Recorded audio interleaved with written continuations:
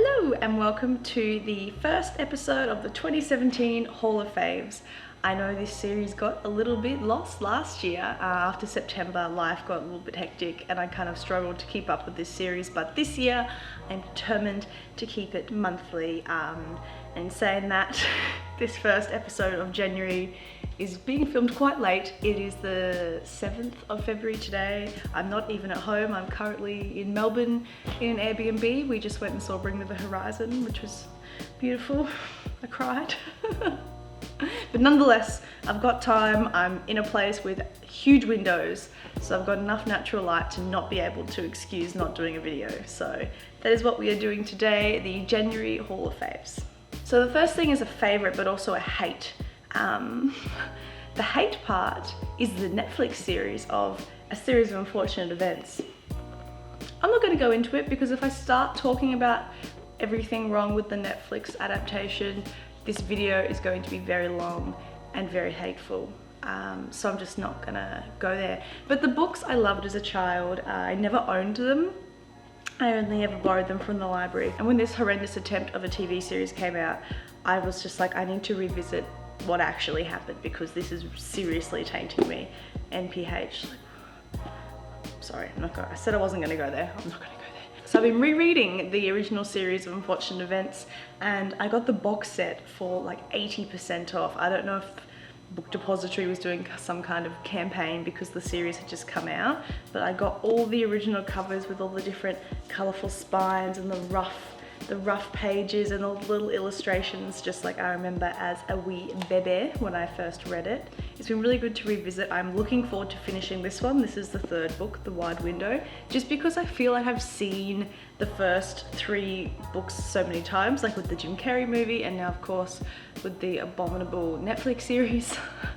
So once I get past this, I'm looking forward to delving back into the story that I've forgotten somewhat because it's kind of been glossed over with, you know, Raptor and Emily Browning and all the rest of it. But yeah, I'm not bitter about this. Like, I'm not mad at all. I'm not mad at all. January saw 2 gigs for me. They were both some of my favorite bands as well, which was really rewarding. It was Alexisonfire and Panic at the Disco. Alexis was their kind of comeback tour since they got back together as a band. It was tight, it was really good. There was just such high energy the whole time. I was really, really impressed with them. And the Getaway Plan opened for them, so I got to hear that one song. If I've learned anything, yeah, it's just that one song they have, right? I never noticed them past that. Second gig, of course, was Panic at the Disco.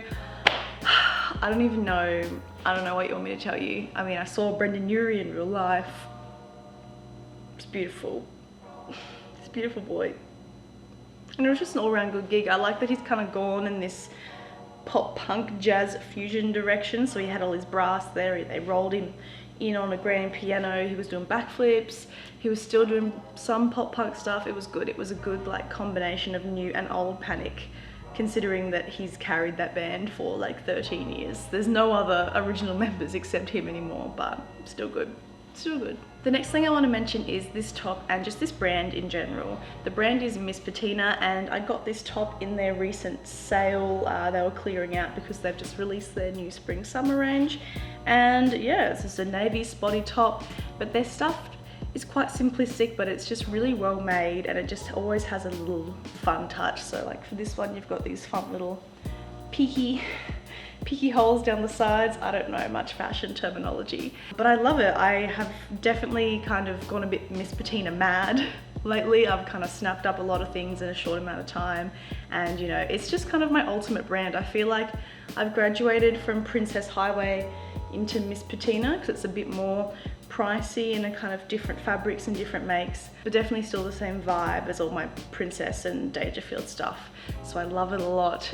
They are like my dream brand to collab with. Like if they wanted me to do a lookbook for them, oh my God, that's like my dream right now. Just thinking about if Miss Patina allowed me to do a lookbook for them. It'd be beautiful. Anyway, it's a new top. My phone's going off. The last 2 things I have to show today are some analog film stuff. When we were in Japan, I picked up some monochromatic Instax film. I thought I was special.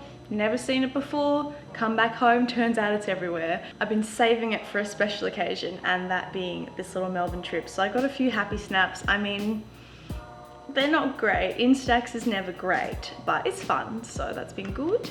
And finally, I just have some Portra 800 that I picked up. I bought this because I really want to get myself enthused about getting back into my film camera collection.